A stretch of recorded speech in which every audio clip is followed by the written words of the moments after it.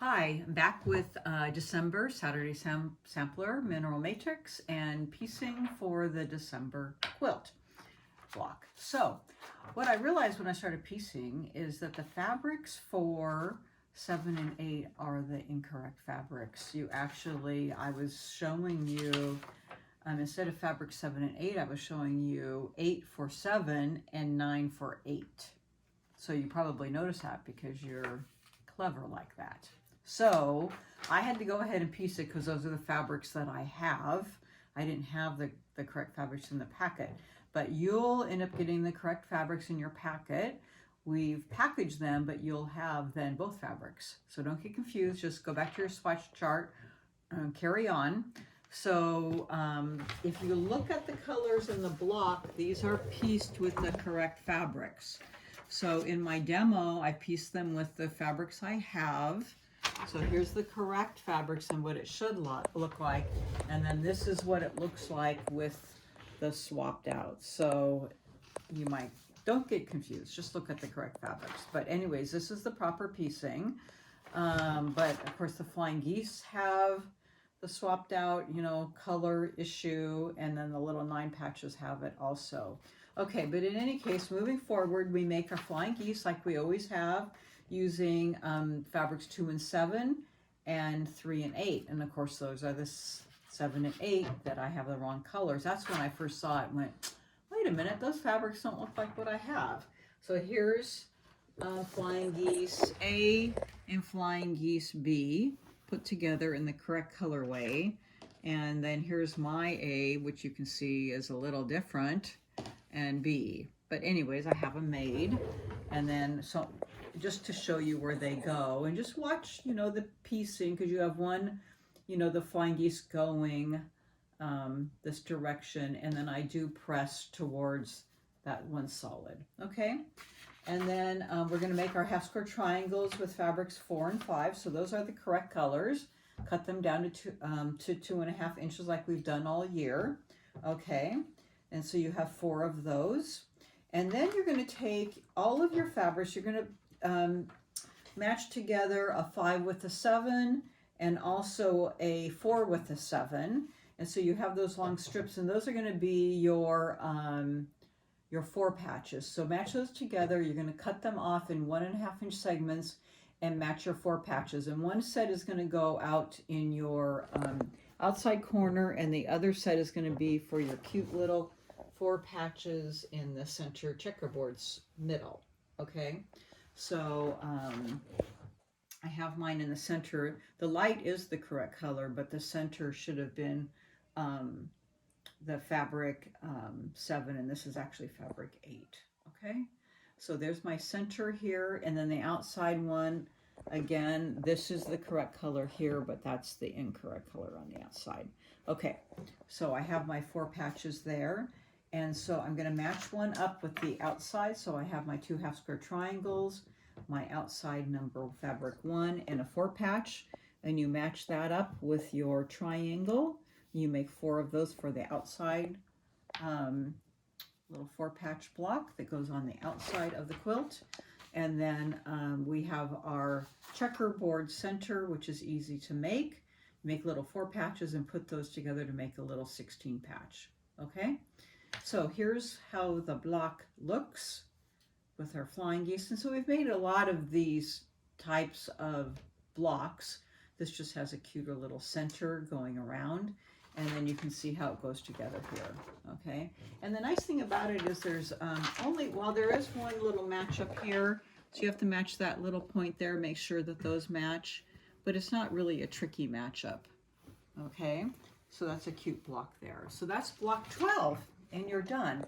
So the next thing I'm going to talk to you about is how you put the whole thing together on point. Some of you have already started piecing, but if you haven't put it together on point, it does go together a little bit differently than a quilt normally. So I'm going to lay the quilt out and then show you how it does piece together. And there is a color direction for the sashing pieces. So I'm going to point that out to you too. So I'll see you in a second. Hi, okay, I'm here and I'm ready to talk to you about laying out your quilt to piece. So this is a quilt, if you've never laid it on a point, you see I have it laid on the ground. Of course I have mine pieced, But in order to piece your quilt, you do have to have all of your entire blocks laid on the ground in order to pick it up, because it's set on point. So you do have to have all of the blocks in the setting laid out. So you'd have to lay out your corner pieces here and your sashing pieces. The one thing that I wanted to point out on your sashing pieces here, these long pieces, they do have a light and a dark, and all the lights should be going in the same direction, here and here and here and here throughout the quilt. So I have them all facing in the same direction in all these sashing runs, okay? So if you're not going to do that, then try to mix them up going different directions. But I do have mine all, like say here, facing to the left side. So get your entire quilt laid out with all your sashing in your corner units, and then you have to start picking it up by rows to piece it. So like say if I started up in this corner here, I would pick up like this piece and this unit and this unit and sew these units together. And then you should have this unit already pieced together, and then this row would be pieced to this row. And then you would then piece this unit, this sashing here, this sashing here and here together, and then that row gets pieced to that row. So it's done on the diagonal, long rows together, okay? So it does kind of show you in the book, but it's pieced kind of sideways in long rows. And so you should have your sashing units pieced in these long rows, and then you piece your blocks in long rows together. So you just work row by row. Sometimes I do the short ones and a long one, and then I start down here and do short ones, and then I just do the long one and meet myself up in the middle.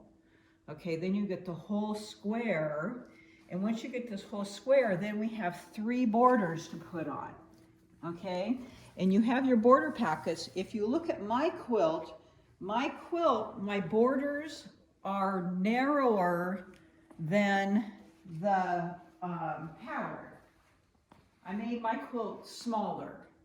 So we'll go back and look at the pattern real quick and we can talk about it. So mine, I wanted a little bit smaller, so my borders are narrower, but you certainly can make them the size of the quilt, and you have enough fabric to do that. And you also have fabric in there for your binding. Okay, so let's go back and look at the pattern for a minute. Okay, so I'm back at my machine, and we were looking at the quilt that I had laid out at the floor. But on page 16, they do show the layout. They have the numbered of the blocks that we did and the layout that they show them. Of course, you can lay it out any way you want to. And then this just demonstrates the rows that I was showing you, but the layout that you lay out, the piece sashing, then you piece these together, the other piece, and this is how the rows go that you pick up one at a time. Okay, so it's not traditionally picked it up in rows, it's picked up on the diagonal. If you have any questions, of course, you can always come ask me and I can demonstrate how that works for you, okay?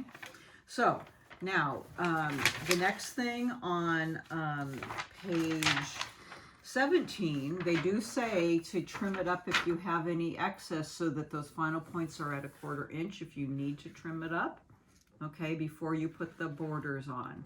So if you want to know what I cut mine at, so the first inner border is fabric 10.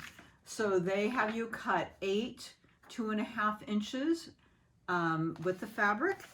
I cut mine at 2. Okay, so you would cut them at 2.5 inch to get the regular size. The next fabric is fabric 7 Capri, and they have you cut it at 5 inches. Mine's cut at 3. I'm telling you cut, not finished, cut.